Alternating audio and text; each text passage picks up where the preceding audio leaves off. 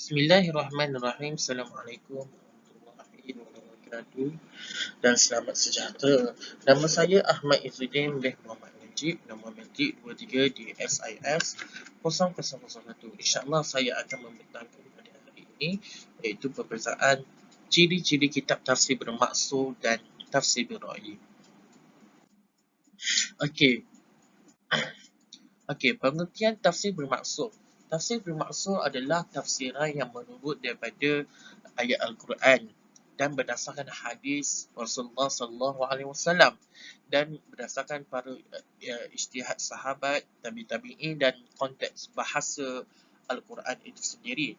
Dan manakala pula tafsir birra'i adalah tafsir ayat Al-Quran yang berdasarkan pendapat dan ijtihad mereka sendiri.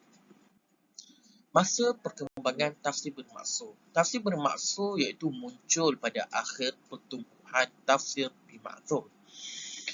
Dan tafsir birra'i adalah muncul pertama kali dalam sejarah khazanah intelektual sejak Islam zaman Rasulullah SAW.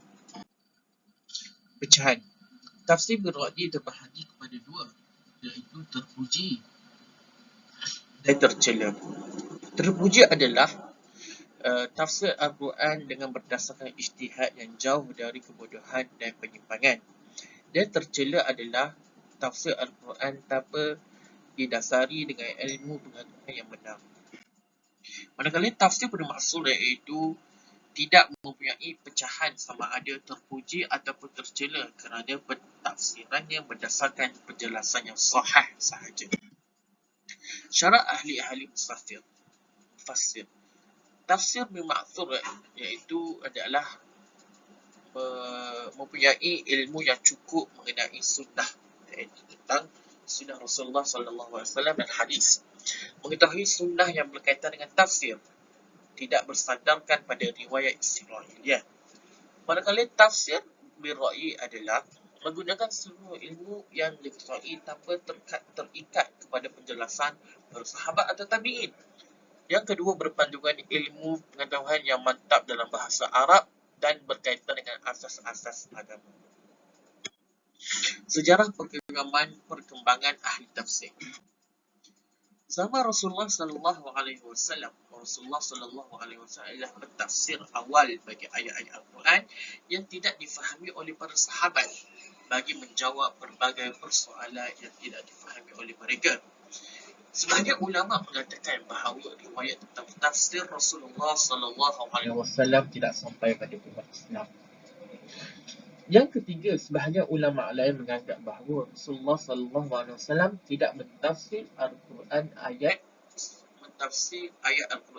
keseluruhannya. Pada zaman sahabat, selepas kewafatan Rasulullah SAW, tugas untuk mentafsir Al-Quran dipikul oleh para sahabat. Mereka merupakan golongan yang arif tentang tafsir selepas Rasulullah SAW. Akan tetapi pentafsiran mereka tidak sama. 10 orang sahabat yang terkenal dalam tafsir itu adalah Khulafa' Ar-Rashidin, iaitu Khalifah Khulafa' Ar-Rashidin iaitu Abu Bakar, Uthman, Ali dan Umar, Ibnu Mas'ud, Ibnu Abbas, Ubay bin Ka'ab, Zaid bin Thabit, Abu Musa al-Ash'ari dan Abu Zubair. Sebab kurang penafsiran. Mereka mentafsir Al-Quran mengikut suasana dan peristiwa. Tahap penguasaan bahasa yang tinggi. Fahaman akidah yang penting. Kurang penafsiran. Nilai tafsir pada zaman sahabat. Tafsir sahabat bersumber dengan hadis marfu' daripada Rasulullah SAW.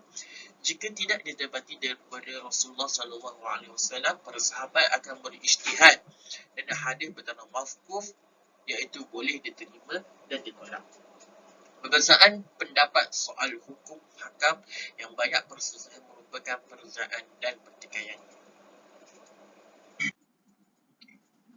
Ciri-ciri tafsir zaman sahabat.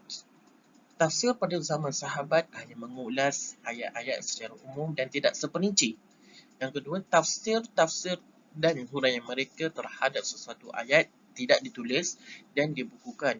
Hanya Al-Quran sahaja yang tulis pada ketika itu dan hadis-hadis sahaja. Periwayatan sahabat daripada ahli kitab ia terbahagi kepada dua pandangan.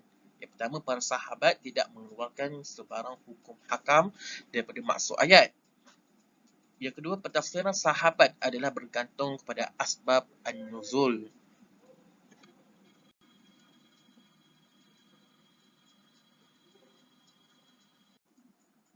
Okey, tiga kumpulan besar pengajian tafsir pada zaman tabi'in dan tabi'in, iaitu Madrasah Ibnu Abbas di Mekah, yang di antara ulama tafsir yang terkenal adalah Sa'id bin Jubair, Mujahid bin Jabr, iaitu antara para tabi'in yang menerima seluruh tafsir daripada para sahabat.